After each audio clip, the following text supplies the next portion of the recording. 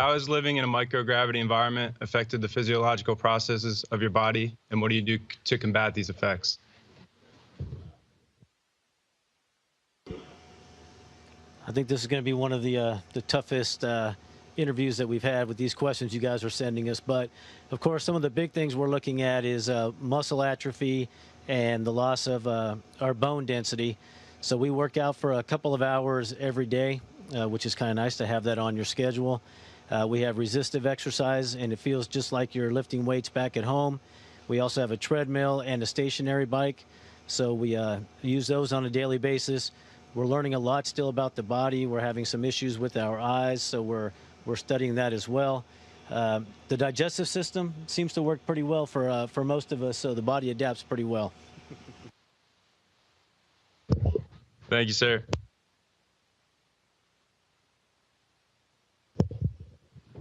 Gentlemen, Cadet Stephen Scott, this question is for Mark. How did your experiences in the Army, especially overseas, affect your leadership style and the decision to become an astronaut? That's a great question. The first thing I would say is leadership-wise, my experience taught me that there are lots of acceptable solutions to any problem typically.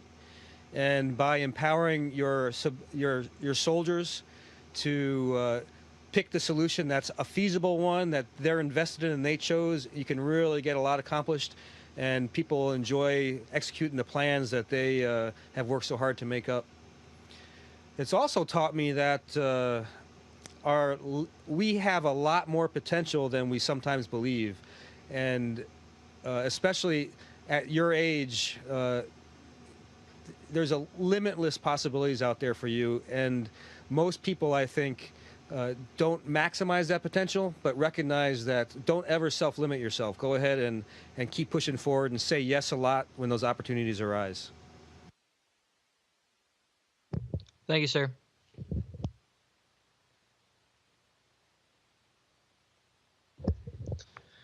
Hello, gentlemen. Cadet William Morningstar, and this question is for Randy. What does it feel like to go outside the space station and fix something? So, like, what does the sun feel like?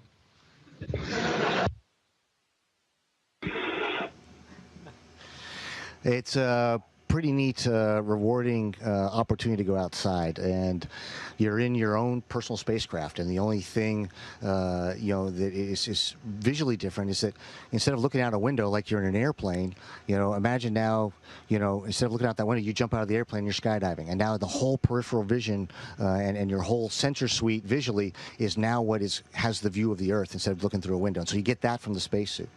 You're hanging underneath the space station, and the only thing between you and the Earth is your boots, and so you have these physical sensations of overcoming that physical fear of falling as you go ahead and go do the work.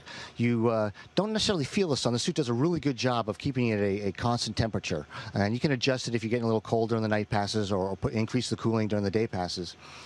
But to fix a piece of equipment outside is a very rewarding situation. Sable and I were out there on our first EVA here a little over a month ago, and we took the grappling part, the latching end effector of the robotic arm, and had to replace one of those. Pretty important, because that latching end effector is what allows us to grab visiting vehicles, to berth them to the station, to get the cargo and supplies that we need to be able to sustain the mission of the space station. So when we finished that partway through the EVA and they were doing the checkout, it was, one of those things where you want to be able to spike the ball and do the touch, the dance down in the end zone, but you still got other tasks to do, and you need to maintain your composure and maintain focused on the job. But that's the way it felt once we got that done, that we had done something really helpful to make Space Station be able to have a better capability in the future. Thank you, sir.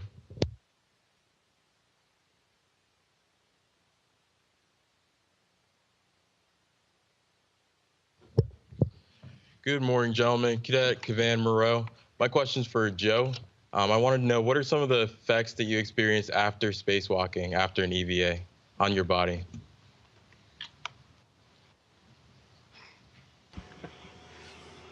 Yeah, like Randy said, hunger. So we get into the suit a few hours before we even go outside, and then you're outside for anywhere from 6 to maybe 8 hours. So it's a long period of time We do have some drinking water, but no food, so you're definitely hungry when you get back. But you're also physically tired. I know even the next day when it was time to work out, I mean, I was worn out. I mean, I felt tired. You're inside of a pressurized suit, so you're having to fight that pressure. But apart from that, there's also a pretty severe mental fatigue because you're out there for this long period of time, and every action that you take is important. Whether you're just moving from one location to another or you're installing something, you've got to focus on all of that. So imagine everything you do for over 6 hours, you have to be very, very deliberate. When you get back, your brain is tired. So as tired as my body was, I might have been more mentally fatigued as well. Very interesting. Thank you, sir.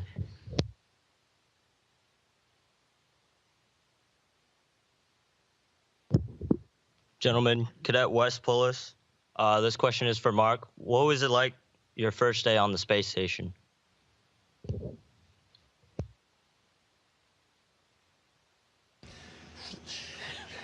So Comrade was alluding to the fact that we started off very, very busy when we got up here. However, what I think he might not remember is the first 24 hours after we got here, I was supposed to rest.